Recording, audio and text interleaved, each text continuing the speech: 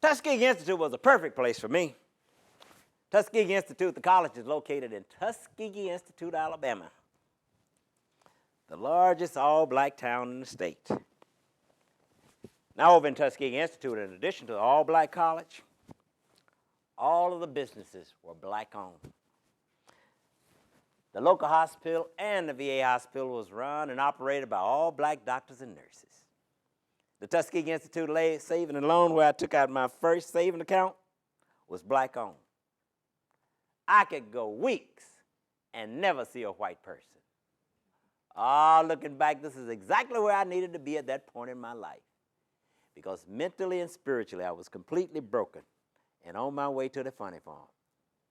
4 old folks, Dr. Joseph Fuller, Miss Willie Mae McGregor, Mr. Roland Henry, and Mr. Guy Trimble, would spend countless hours putting the pieces back together. I realize now they were angels assigned by God to carry out that mission. Dr. Fuller was a professor in the math department. He was also co-owner of the Tuskegee Institute Saving and Loan. He met all the parameters of a man of his position, respected by all, loved by most, but feared by some. Now, students avoided taking classes from Doc because Doc demanded more from his students than other professors, and he did not have a problem flunking people. So most students just saw Doc as a mean old man. I had the opportunity to see both sides of Doc. Doc was a kind, sensitive, and caring man. Now, during our counseling session, Doc would ask me questions about everything. He knew I had a problem communicating. I didn't talk to nobody. So the objective was to have these little miniature conversations just to get me to say something. And one day, to my surprise, Doc told me I needed a girlfriend. Oh, Doc said a girl could do more for me than all the counseling he had done. I was shocked. Doc was telling me to get a girlfriend. I didn't talk to girls. I didn't even talk to boys. There were movies on campus every Saturday night. So Doc insisted that I invite a young lady to the movie and report back to him on Monday. But I came with a plan now smart to Doc. I would wait until Saturday afternoon and ask the prettiest girl I saw. She would say no. I would report the bad news back to Doc on Monday. Case closed. And to increase my chances of getting turned down, I decided I would ask the sophomore or junior. Oh, they wouldn't be caught dead going to the movie with a freshman. So that afternoon, as I stood on the cafeteria step just kind of watching all the students browse around campus, I spotted my prey, a young lady named Gwendolyn Adams. This was going to be quick because I had practiced what I was going to say. I walked up to that girl and asked her if she would go to the movie with me. She said yes, and I almost died. I hadn't practiced what I was going to say, and she said yeah.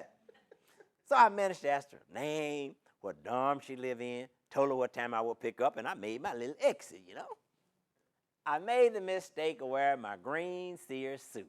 Oh, no, all the kids were dressed casual. The walk to and from the movie was like a death march. I felt like all the kids was watching me. All I could think about, why did she have to go to the movie with me? Why did she have to put me through this misery? I was so embarrassed. If I saw that girl walking across campus, I changed direction just to get rid of her. Old Doc had won the first round. Now Miss Willie Mae McGregor. She was assistant administrator in the School of Basic Studies. She would become my mother away from home, Mama Willie. During my severe bouts with depression, she would take me home to live with her family. She and Mr. McGregor had 2 kids, Deborah and Kenny. That was good for me because it kind of gave me that family atmosphere again. And Mr. McGregor was kind of like a father figure. But the kids knew I had a problem because when I first started visiting, I cried all the time. So I stayed locked up in my room.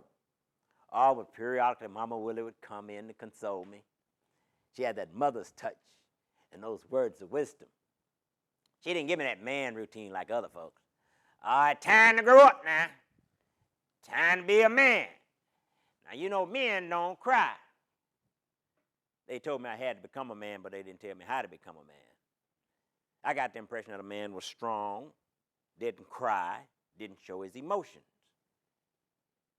If being a man would have solved my pain, I would have paid any price just to become a man. But Mama Willie would say, well, it's okay, baby. It's okay to cry. Oh, son, go on, get it out. Remember when you were a little boy and you fell and bruised your knee? You cried. That's 'cause you were wounded. Oh, baby, you wounded now. Oh, but one day before you know it, them tears gonna go away and this wound gonna heal too. Between Mama and Mama Willie, I found my comfort. She's retired now, living in Philadelphia. Every now and then I pick up the phone and I hear that big voice. Hey, baby. Hi, Mama's boy. When y'all coming to see Mama now? I got to see my grandkids. Come see me. You know I love you. All right, bye. Just as full of energy she was in 1962. Now, the director of admission was Mr. Roland Henry. Mr. Henry counseled kids who were withdrawing from school. He had to sign your withdrawal form before you were allowed to quit. I spent a lot of time in Mr. Henry's office because I was always quitting school. The first time I went to Tuskegee, I quit in 2 weeks. So I was determined to quit again. Mr. Henry was just determined to make sure I didn't quit. So every time I go to his office, he would run a con game on me. Well, son, I tell you what, I didn't get a chance to look at them papers today, but you get back over here tomorrow, I'm going to sign them papers, I'm going to have you at home before you know it. I go back the next day, Mr. Henry run another line on me. Say, boy, why don't you just sleep on it one more night? No, just see how you feel tomorrow. What you going to do when you get home? Nothing. Run that by me again, boy. You in a hurry to get home to do nothing? Boy, you can do nothing around here. You got 3 weeks room and board paid up. You don't have to go to class, man. You can go to breakfast, go back, get in the dormitory, sleep all day long. Get tired of that, you can come over here with Miss Johnson and do some of this filing. Then if you get bored, you can sit in on a class. That's where right about to ask you, say, have you been to college? And you can say, yeah, and you won't be lying. As you bust them tables at Joe Blow's restaurant, you ain't going to be making but 35 cents an hour, though. Now, you come back over in 3 weeks, and I'm going to take you to the bus station myself. This here was just pulling my leg. He never intended to sign those papers. Well, Mr. Guy Trimble was an older man, kind of like a grandfather. You know, everybody loved Mr. Trimble. And Mr. Trimble just loved frightening new students. His office was located so he could see everybody coming in and going out of the building. One day I walk into the building, I hear this big voice. Hey, boy, come in here. Do you know who I am? I'm the HNIC around here. Do you know what that means, boy? I am the head Negro in charge, and don't you forget it. Got you, didn't I, boy? You can go to the bathroom and clean up now, son. Oh, Mr. Trimble was different from other mentors. He counseled me with humor. He could always get a laugh out of me. One day I was sitting in Mr. Trimble's office just crying my heart out. Just couldn't take it no more. I had to go home. Mr. Trimble stand up, look out the window, and start talking about all the girls that's passing. Woo, boy! Look at all them pretty girls out there, son. Now, how would you like it if I went out there and got one of them girls and bought in there so she could see a big old baby crying? I think that's just what I'm going to do. Mr. Trimble hobbled out the building. I'm in there trying to dry, get all the tears out of my eyes before he come back. A few minutes later, come back and he kicked the door. Fool you there, no boy. Now, next time, I'm going to bring her in here. You don't want the word to get around that you're a crybaby. Oh, no, you'll never get a girlfriend. And your mama never get no grandkids from you. You have to have a girlfriend to get grandkids. You know what I'm talking about, boy? Oh, before I knew it, I was getting up trying to make one more day. I saw Mr. Trammell almost every day during my 4.5 years at Tuskegee. Ah, but my first complete semester was the spring of 1963. I had flunked out of school, had all F's. I was running around showing my little grades. I'm out of here. I ain't never coming back to this godforsaken place no more. I told you I could make it. I done flunked out. I'm going home. Oh, here comes Mr. Trimmer. No, you ain't, boy. Son, you ain't failed. You be back here in September or we will come and get you. Oh, no. When I got back in September, they had a whole army of old folks to put on my case. Miss Harris in the library, Mr. Harris over in technology, Miss Wright, student activities director. Found another Miss Wright over in the cafeteria.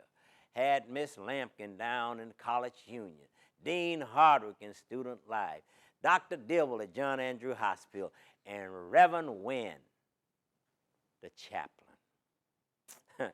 Reverend Wynn was the only folk I didn't get along with. We got off on the wrong start. He come talking about God. I had some choice words for the Reb. Yeah, like, where was God when my daddy got killed, huh? Where's God now?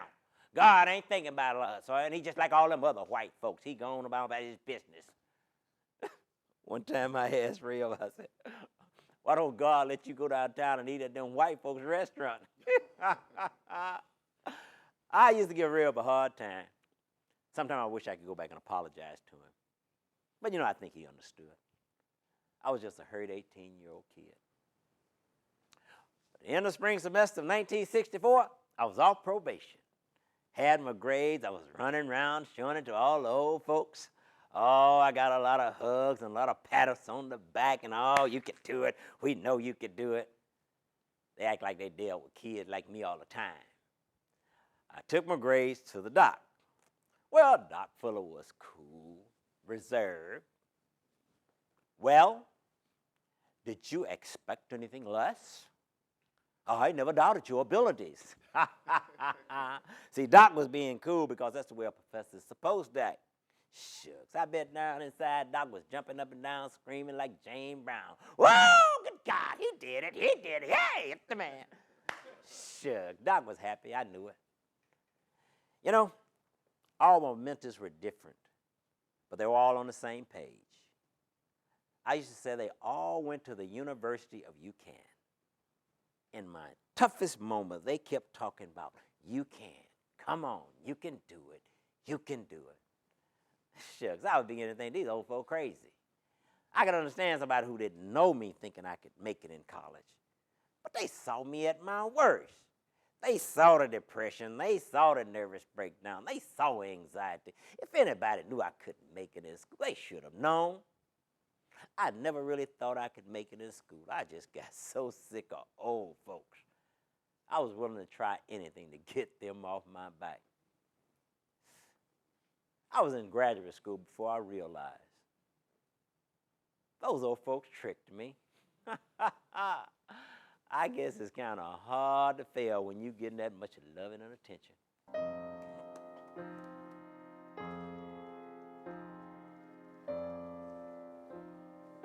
Hey, Bill, wake up, baby.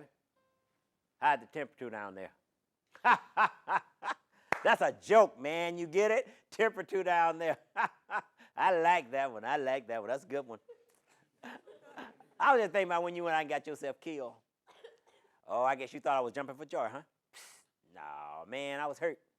In fact, I told God how upset I was at him for taking you away from me. First thought crossed my mind. God, I don't have nobody else to hate. Bill, you were sentenced to 9 years for killing Daddy. First year you were working at the paper mill. You were supposed to start serving your sentence when? February 1964. While you went out and got yourself killed in February 1973. Exactly 9 years later. Coincidence? Maybe. Maybe not. And Joe Thompson died 15 days after you got killed. I guess old Joe figured you need a lawyer down there, too. Joe filed a motion to have your sentence suspended on October 8, 1963. 1 year, 1 month, 2 days after you killed Daddy. Oh, man, Joe put a show on your behalf. He was talking when he walked into the courtroom. Well, Your Honor, now my client's been working every day since the trial. He's been earning a living to support his family. Now, his wife, Claire, is in extremely poor health. She has a nervous condition which requires frequent medical attention. Now, Claire is not able to earn a living for herself and her children in the event my client is not placed on probation. Why, if my client is forced to serve the sentence imposed upon him, his wife and 3 children become destitute. Why, they won't have anything by which to purchase the bare necessities of life. And, Your Honor, my client's mother and father is also old and sickly, while Luke have had several strokes. Now, his mother's not able to do all the things there is around the house and look out after his daddy. Why, if my client is sent to the penitentiary, his mother and daddy won't have nobody to look out for them. Now, I'm just as much for justice as anybody in Choctaw County. But at what cost, Your Honor? My main concern is this sick wife and these little children. Oh, now we all know that George was a good boy. But sending my client to prison ain't gonna bring George back. One family been destroyed already. Do we really want to destroy another one? What's to be gained, Your Honor? My main concern is this sick wife and these little kids. Now, my client come home every day from work and take care of his family. And if the honorable court will suspend his sentence and place him on probation, he gonna still take care of his family. And he gonna look out for his mom and daddy. My client just wants the opportunity to show the courts and the citizens of Choctaw County that he will make a worthwhile citizen. My client prays that the courts will suspend his sentence and place him on probation pending his good behavior. He prays for general relief. Why, I thank you, Your Honor. Oh, Bill, Joe almost had me crying for your family, boy. And that part about destroying another family, now that was real touching.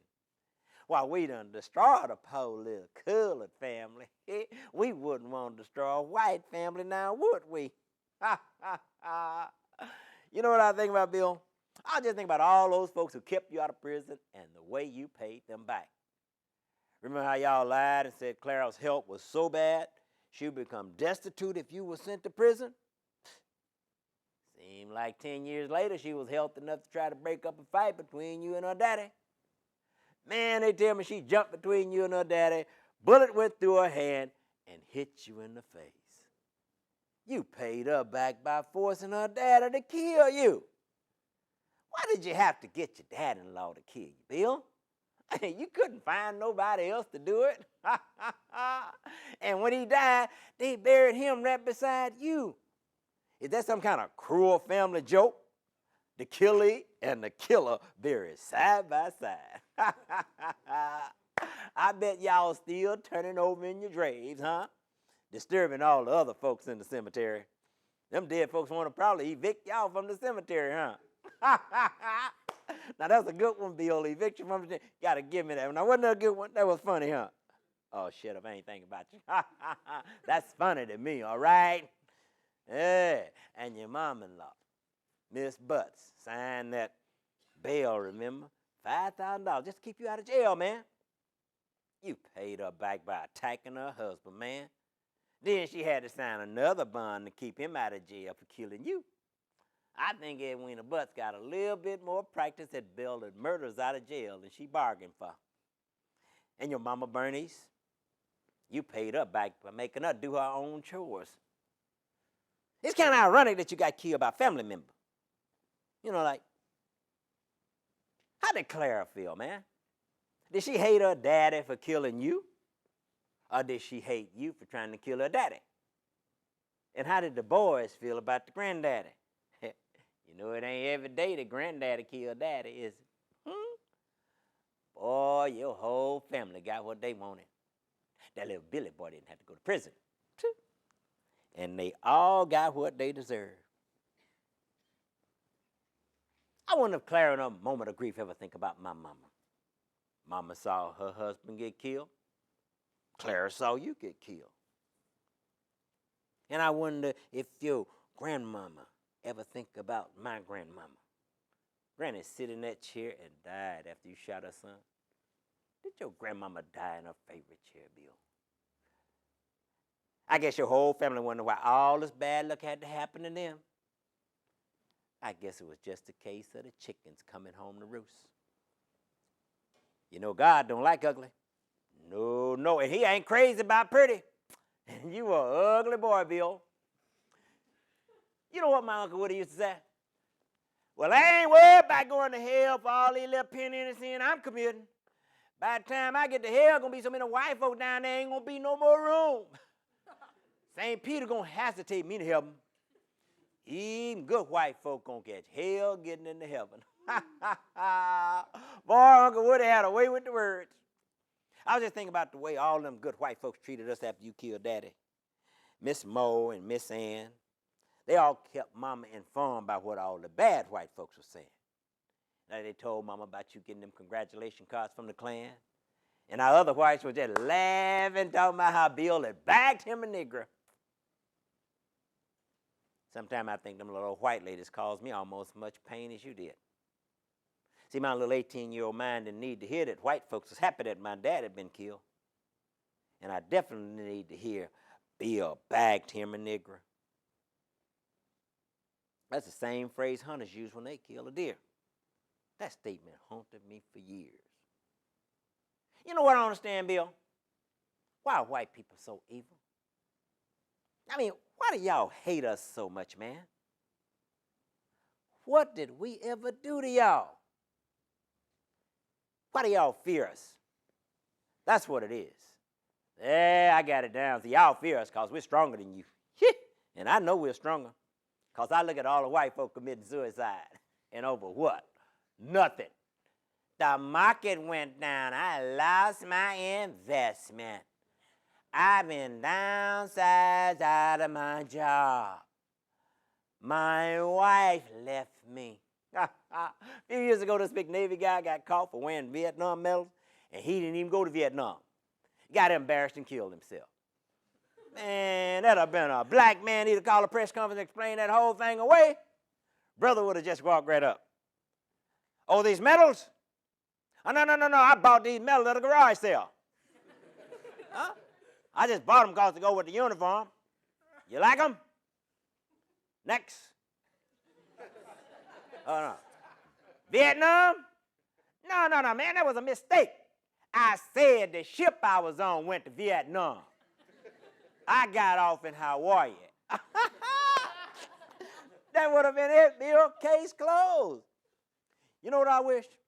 I wish there was a way that white men could trade places with black men for 5 years. Just 5 years. At the end of that time, 50% will have committed suicide, 40% will be drug addicts and alcoholics, and the other 10% will be candidates for mental institutions. You couldn't take it, man. Y'all would find out what we know already.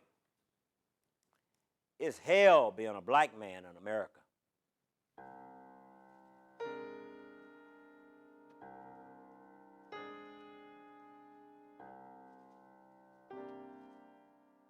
Good evening. The Choctaw Comedy Club proudly presents comedian Carl Ray. Hey. Whoa, look at here. Got some black folks in the comedy club tonight, huh? Y'all don't get out too often, do you, bro?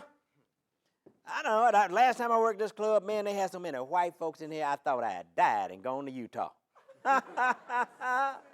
Oh, sit back and relax. That's cool. I got your back, see? No, y'all ain't white folks scared. See, I went to college. I majored in white people, all right? Chill out. I got them. How you doing, ma'am? I'm just fine. You white, aren't you? See, I told you I went to college. I can spot white folks. Yeah. Y'all don't like yourself. What's your name, huh? Bill? That's what I like about you white guys. Y'all got them simple names. Bill, Bob, Joe, Ed. Been a black guy, you probably been named Kareem, Abdullah, Rashid, or Tyrone.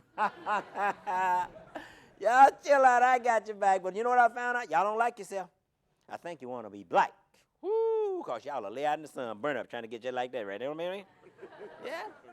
As the white woman said, what type man you like? She say, tall, dark, and handsome. I ain't never seen no dark white man. Yeah, y'all just put your health in jeopardy just to change the way you look. I don't understand that. Now, silicone known to kill you. White women, y'all still putting it in your chest to get them big boobs, you know? White women walking around, boobs, springing leak, having flats, blowouts. You just ain't happy with yourself. Well, when I was working on my master's, I found out one thing about it I love about y'all. Y'all can do something stupid and end up making money. Woo! A few years ago, there was a big blizzard in Northern California. The road was closed. They told everybody to go back. This white boy got the bright idea. He knew a shortcut down through the valley, up the yellow brick road, over the mountain to Idaho. Got stuck. Had to leave his wife and baby in the cave. Before he got out of the hospital, he got $600,000 for the movie. Baby Jessica down in Texas, white lady laying up watching soap operas. Baby go off falling away or take 2 days to get the baby out. She got $300,000 for the movie. If we do something stupid, ain't nobody making no movie. Rodney King tried to outrun the police on a Hyundai. Ain't got a movie yet. And when I was working my PhD, I found out y'all do something to kill yourself and call it a sport. Like mountain climbing. Ooh. He asked the white guy, why you climb the mountain? He said, 'cause it was there. Come on, we admire mountains, but we don't climb mountains. You can take a white couple and a black couple, put them at an outing at the base of Mount McKinley. White guy look up and say, baby, I'm gonna climb that. The black guy look up and said, baby, whoo, that show is a pretty mountain. Fix me a ham sandwich. That's far as we gonna go, bruh. I tell you, government just have to spend taxpayers' money.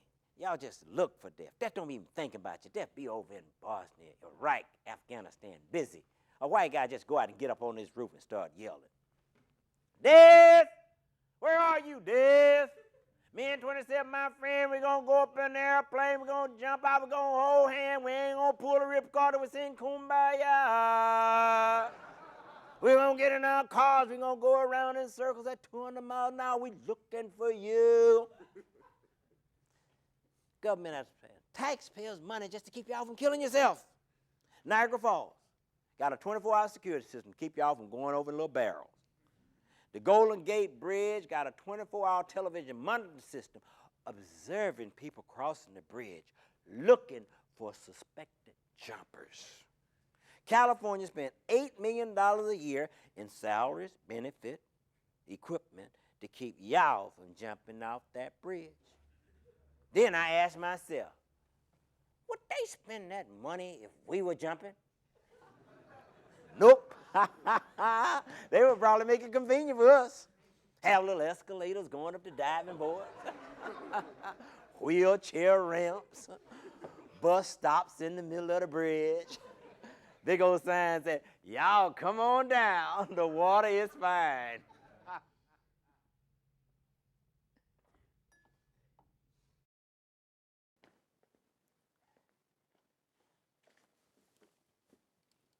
Hey, Bill, wake up, baby. It's your buddy. Let's talk. George Wallace died today. Sure did. You know, between you and George, y'all caused me more pain than all the other white people put together.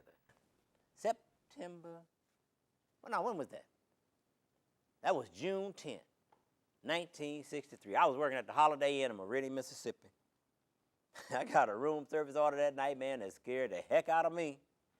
I walked into a room with 8 white men who claimed to be in the Klan. Now, they didn't have on no sheets, and I ain't had to see no ID cards. I just took the word for it. They locked me in the room, ran one of them old Klan rituals on me. They told me they were on their way to Tuscaloosa today.